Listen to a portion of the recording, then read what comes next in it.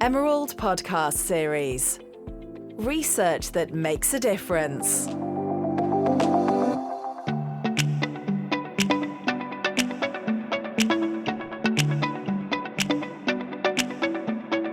Welcome to the Emerald Podcast Series. I'm your host, Tom Shiels, Communications Manager at Emerald Publishing.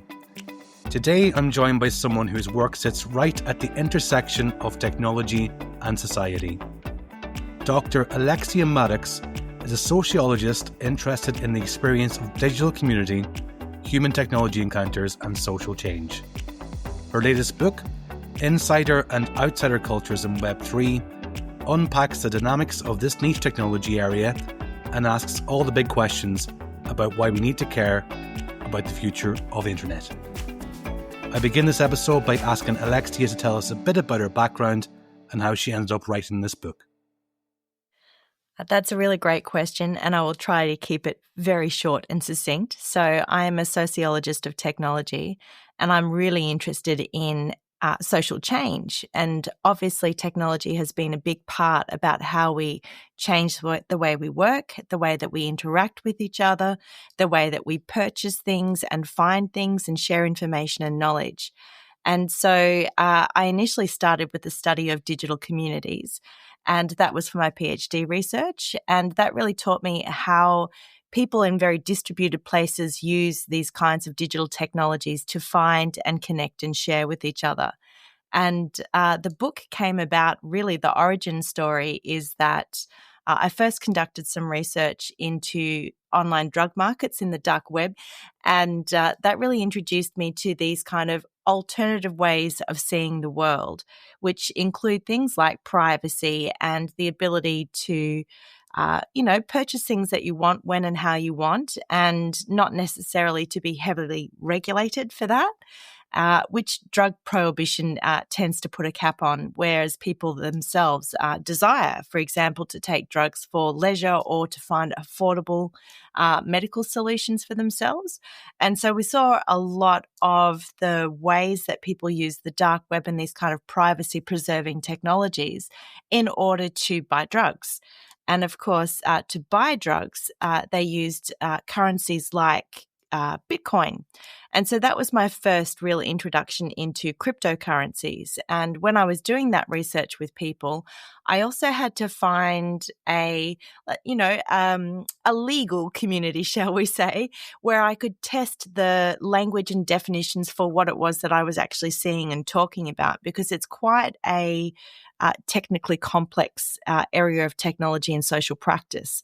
And so I was in Melbourne at the time, and then went and found myself the first Bitcoin communities here. And obviously having to say, no, I'm not police. No, I'm not law enforcement. I am a researcher, and I'm just here to share with you what I've found in terms of my research in the dark web, and then also to test my understanding. So that began a 10-year odyssey.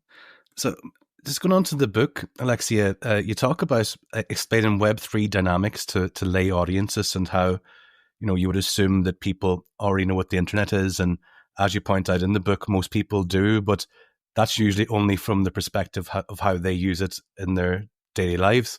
So are you able to provide us with some explanations of what the internet exactly is, and then more specifically what Web3 is? I'd love to do that. And it's actually a conversation that I have quite often. So when I talk to people, I say, well, what do you think the internet is? And of course, what they think it is the World Wide Web. And how they use it, broadly speaking, is by email and social media. So for people, the internet are these sort of platform services that they're used to using it. But actually, it was initially designed as a decentralized network that was meant to support communication, but not have one center that could be targeted to knock down the communication connections. And we've actually seen the sort of the evolution of the internet as we initially knew it, which we call Web 1 in the sort of, scientific version of how we discuss this. And that's really about the initial web that came about for social use around the 1990s. And that was like essentially hyperlinked documents. So you could click on one document and then click on a link and it would take you to another document. And during that time, we had our first search engines come up. And so that's where we started to learn how to search for information using keywords. And that was really our first iteration. And in that, we connected with each other. And email is another service that uses the basic communication infrastructure of the internet. But we also had forums and places that we would do like chat channels. And that was our very first way of finding each other, connecting with each other and sharing with each other. And then we started to really create and produce content for each other in those places. So that's sort of Internet 101. And then we have the social media landscape, which then brings with it an entirely different business model, which is about your friendship networks and how you share with them, and then how you can be known through those interactions and behaviors through the types of data that the platforms connect. So those are the two big shifts that most people understand. And the way that I talk about them is that they are very centralized in that all of the information that you provide goes to a platform or a service provider that controls that data. Whereas, for example, Web3 was imagined to be a decentralized peer-to-peer sharing network where you were able to be pseudonymous, so not known, for example, and to be able to have private interactions and private behaviors through encryption. And of course, when we talk about that, people think immediately, oh, that's so shady. But actually, of course, the initial desire was to remove the middleman and allow that freedom of action and also the freedom to choose how you revealed yourself and to whom. It's really interesting. In the book, you talk about this idea of Web3 involving non-human elements in digital spaces. So can you talk a bit about that and what that looks like? Absolutely. So one of the things that I love about Web3 is that it's a fantastic conceptual playground. And what that really means is that we're thinking about all of the human actors, so ourselves, we go online, we do things, we change things, we make decisions, we interact with each other. But we're also interacting with the technology itself. And that technology is making decisions with us, for us, and through us, and automating processes. So that's how we understand a little bit of agency in the technology environment. And of course, these days, we talk about bots as that sort of interactive aspect. Then from Web3, its foundation is essentially blockchain, which is a decentralized digital ledger. And that digital ledger is designed to carry tokens. And those tokens can carry things like payment systems, and that's where we see cryptocurrencies like a Bitcoin. And one Bitcoin is the same as the other. And then it's also able to carry non-fungible tokens, which is like one piece of artwork is different to another. And so you can own that digital item. And so when we look at that, we're starting to see information, unique information being encoded into tokens, and those tokens being used to execute value into certain decisions through automation. So that, I know it's a bit abstract, but that is actually the fundamental difference that allows us to start to think about these non-human actors or tokenized agents that then start to be able to act through automation themselves. And so when we start to think about, well, who is this or what is this token? For example, could it be a piece of environmental information that is talking about changing in weather? And then if that pattern recognition sees those changes, then it can execute a series of commands, for example, that then distribute money towards that desired goal to, for example, to intervene. And so we're starting to see almost like these synergistic systems emerge through technology. And when it comes to designing these systems, Alexia, what do we need to think about to make sure that we're doing things ethically? So to do things ethically, we need to have a few things very clear. First of all, we need to understand what it is that people value. And the book itself suggests that what we value is our own identities. We value the ability to own and control how our data is used, and we value transparency for how it's done and by whom and for what purpose. So in essence, as a sociologist, we're looking at power, control, and the role of the collective in decision making. So then what values do we share that we need to design those systems around? And of course, we do need to think about the value that we have in our relationship with our environment. So, for example, we often talk about the way that our extractive systems and our waste systems are destroying the environment of the planet that we're living on, and that we do need to change that. So that would be a shared value in how you design a system. Is this system designed in order to meet and extend that goal for us? So are we designing technologies that allow us to thrive into the future and then also include all of us in the future? So who's in and who's out? So those are some really fundamental values that I think we would probably want to see encoded in technologies that shape our daily lives and affect the possibility of our future lives.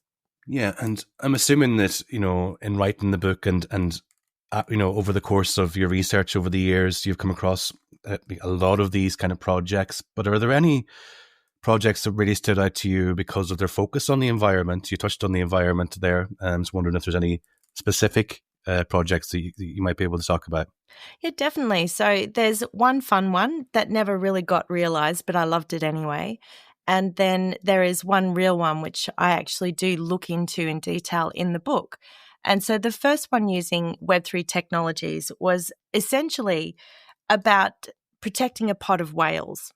And so those whales had tracking on them, and there was a decentralized autonomous organization, a DAO, that held a treasury, and it had information about the environmental conditions around those whales. So when the whales moved in certain ways or their environmental conditions became not conducive, then the DAO would take that data and then automatically distribute funds towards intervention opportunities around that. So there was this sense that the environmental factors could feed back and then automatically almost like save themselves without that kind of human mediation, but only at the design stage was the value of people and their relationship to nature put in.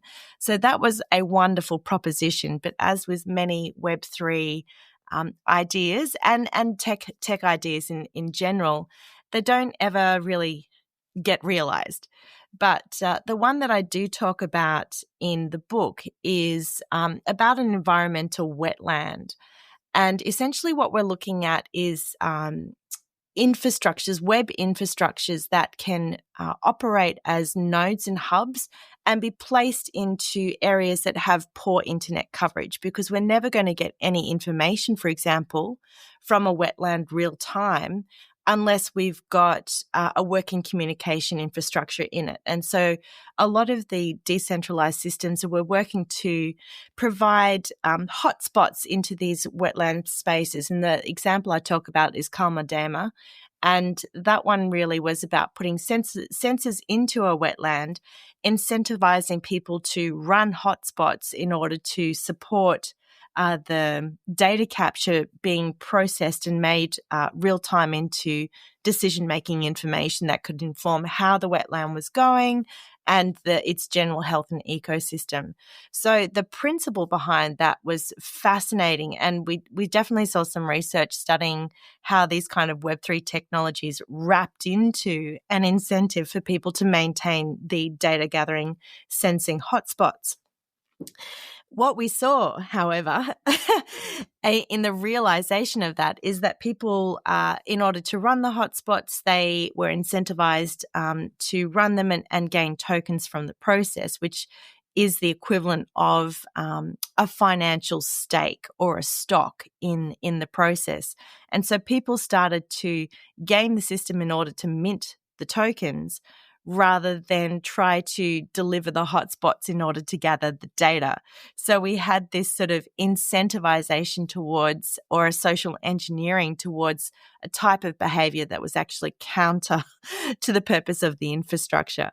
So that's the challenge that we often face, is that people and developers will design this idea and use a technology to deploy the idea and then incentivize people to engage collectively with that idea, but not really take into account the other sides of human behavior. So that real understanding of social practice. And that tends to be where a lot of technologies fail, because people do like to adopt them, but then they appropriate them. People that aren't in tech and local communities that maybe won't have easy access to the kind of technology that we're talking about, how do we get these people involved in process like this? And what's the ideal for you, Alexia, in that regard? The ideal for me is always a collective and social process. So technologies are really there as a tool, a place, and a way of being for us. But they are not the things that determine what we value, and nor are they the things that determine how we do it. So we're the designers and architects. So the first thing we need to have is a conversation about what we care about. And you can then look at the resource and expertise gaps in these communities and then see what possibilities there are to intervene and provide that support. So no, it is not the case that everyone is online or has digital access at all times with the kind of stable internet that we need in order to communicate and coordinate. But we do have social processes in place that allow us to do that. So technology is never the sort of problem solution paradigm. It's always about what is it that people care about, and then it's a question of how do we go about doing it. And then we need to ask who's connected, how are they connected, and how can we work with the fabric that's there and reflect the values that the people hold themselves. And when it comes to scaling these kinds of Web3 projects around the world, what do you think are the biggest challenges that are faced at the moment? I think there's so when we talk about Web3 technology, for example, there are a few challenges. And the first one I alluded to with the Kalmadama wetland project is the incentive misalignment problem. So there's a disconnect often between the purpose, which in that case was environmental monitoring, and the decentralized collective reward structure, which was the token-based incentive. So thinking about how we actually engineer buy-in in these systems as we scale them, and thinking about what resilience looks like when there's a glitch, something drops out, or there's malicious or behavior that doesn't actually go towards the purpose, that we have accountabilities around that. So scaling and accountability is definitely, and incentive structures is definitely a large one. But of course, what we're trying to achieve is collective buy-in. So people need to believe in what it is that we're doing. And they also then need to have a means through which to engage. And then, of course, some kind of value return that acknowledges their time and effort. And that has many different ways to look at that. But that's the first question of scale. Then, of course, the second question of scale is about the environmental impact of the technologies that we're using, which require a lot of computational power. And to do that, they need, for example, if it's cloud-based, they need big data centers to do that. And we're seeing this discussion play out yet again in the generative AI space, with a lot of the Silicon Valley players really focusing on building bigger and bigger and bigger data centers that do have environmental costs to them. And looking ahead maybe a few years, and through the lens of environmental sustainability, what do you think the future of the internet or Web3, what does that look like? Are there any trends that we need to be looking at and maybe stop doing certain things or doing more of something to make sure that we do have that sustainable sort of environment? Definitely there are. So, of course, a lot of what we see is technologies that can't be repaired. So in a very simple situation, that's sort of the repair and reuse. needs to be very much at the foreground of how we develop technologies, and we need to be very thoughtful about the kinds of materials that they require and the energy required to produce them. So at an energy consumption and resource consumption and waste side, that's a very big discussion that we haven't solved, but we need to continue to have. Then we need to look at things like social sustainability. And that really comes in terms of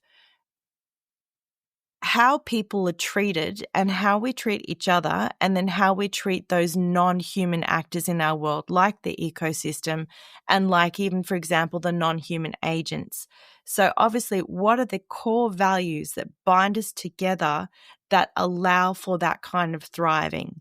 So that's a very big question, but that is that social sustainability, that tolerance with each other, the ability to dialogue, the ability to incorporate diversity is going to be one of those key aspects that gets us through to the future.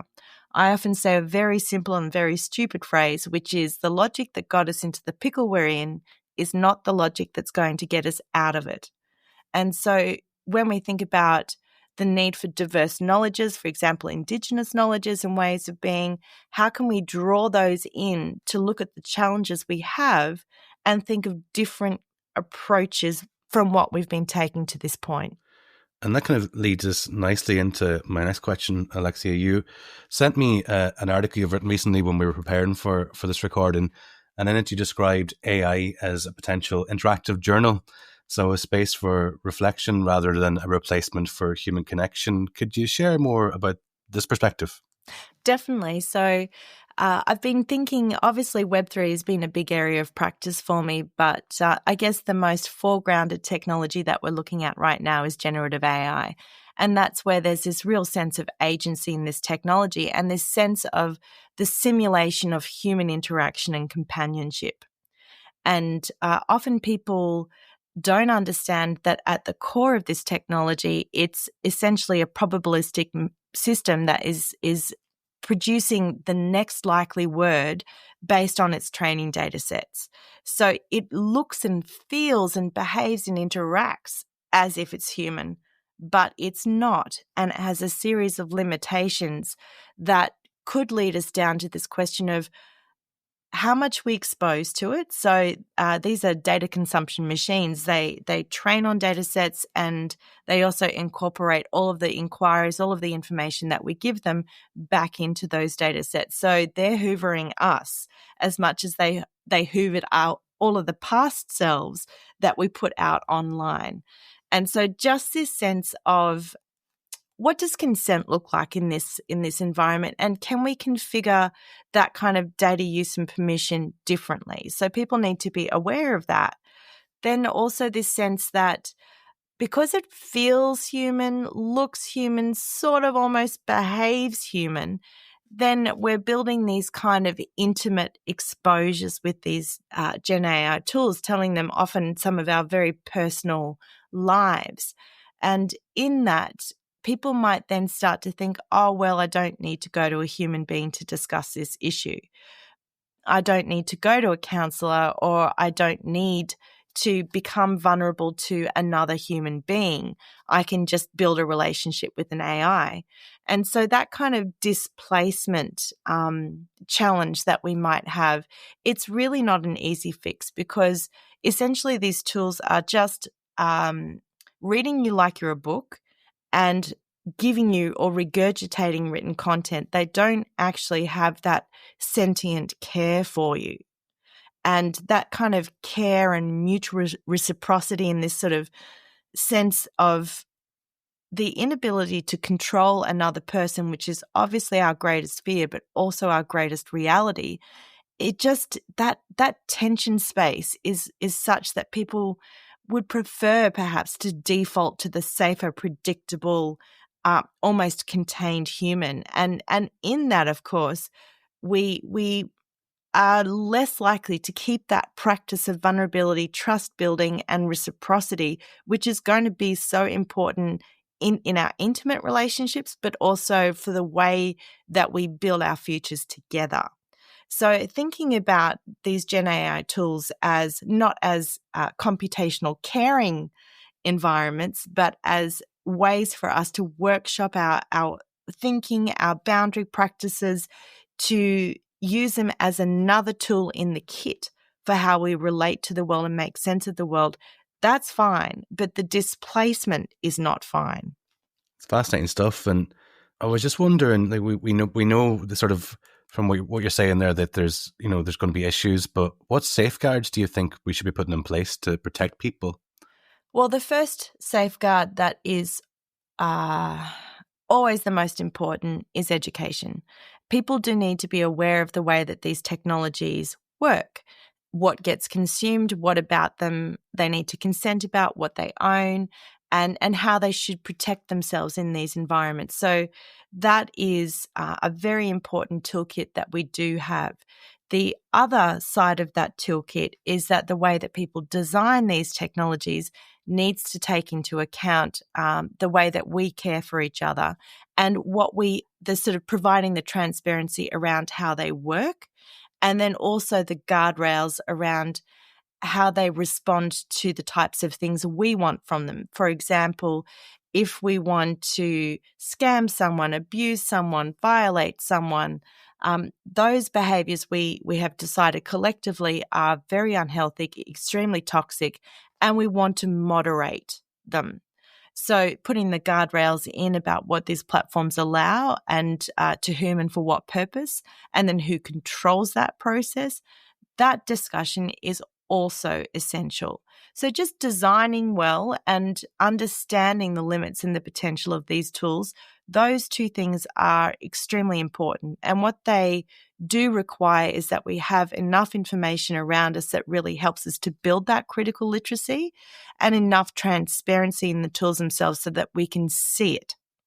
So that's there's two sides to that coin at the very least. That's fascinating. And how do you see this technology impacting, like, creativity? And I was talking to a friend last night who is a songwriter, and he showed me that he was able to take a song that he had produced, feed it into this system that was trained on like every song on Spotify, and change the genre within seconds. The exact same song, the completely different genre, different singer, and everything else. And that kind of makes you wonder, how is it going to affect music and writing and all that sort of things? What's your opinion on that? It's going to substantially affect the creative process and the creative output. So there's this real sense that what we're looking at is synthetic media. And so, of course, the concern we have is that more and more in this environment, the Gen AI tools will be generating the content, generating the creativity. And our greatest fear is that we will lose control of that process, lose connection to any form of creative reality, and then lose these creative skills. So that, of course, is all a potential, like I say the internet and these tools are an example of that, releases opposing forces of emancipation and domination. So this question of who controls and where creativity sits is very central. What we would say, of course, and that's kind of in that blog I allude to, where that line is around how much the tool does and how much the human does. Our practices around creativity, writing, and productivity will change without doubt. And so, of course, as a classic media theorist, Marshall McLuhan said, with every augmentation, there's an amputation. So there are skills we will lose and skills we need to build.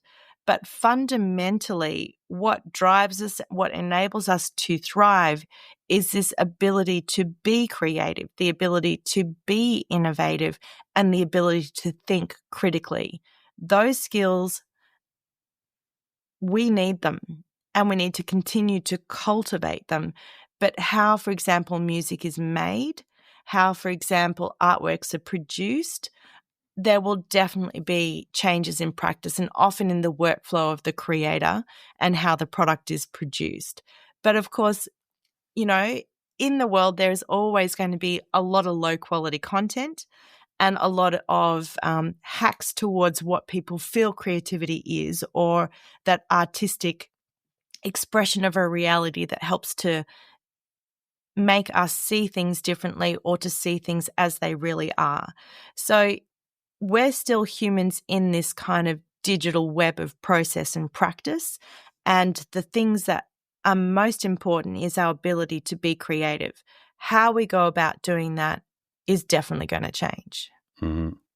It's an interesting time for sure. Yeah. Just to go back to the book, Alexia. So towards the end of the book, you have a section of call to actions. And I ask every guest this question, and it is probably one of the tougher ones, I'd imagine. And that is, what one thing would you like the reader to take away from reading the book if you had to choose just one point? That is a very difficult question. And the one thing that I would like every reader to take away from the book is that they need to actively engage in shaping the future of their digital lives. So it is definitely not the case that you should lie down and take what's given to you, because then you will get what is given to you. And we know that that is not an ideal space. So we do need to be active, we do need to be vocal, we do need to be engaging, and we do need to have that collective action to say, no, this is what we require our digital future to look like. This is what I require in my life. How are you going to do it? And don't do what you're doing right now, because that is violating of me. So just that simple desire to actually educate yourself about how things work, and then take action or become vocal or make choices that push back against the things that you feel are abusive, violating, or take away your rights, for example. So, and perhaps diminish yourself as an individual or undermine our ability to thrive collectively. So just engaging at that level is really what I want people to do. And the book is a case study that is a provocation for the different ways that we've seen technologies work and how innovation, entrepreneurship, and collective action can be both positive in its outcomes, but also have very negative effects.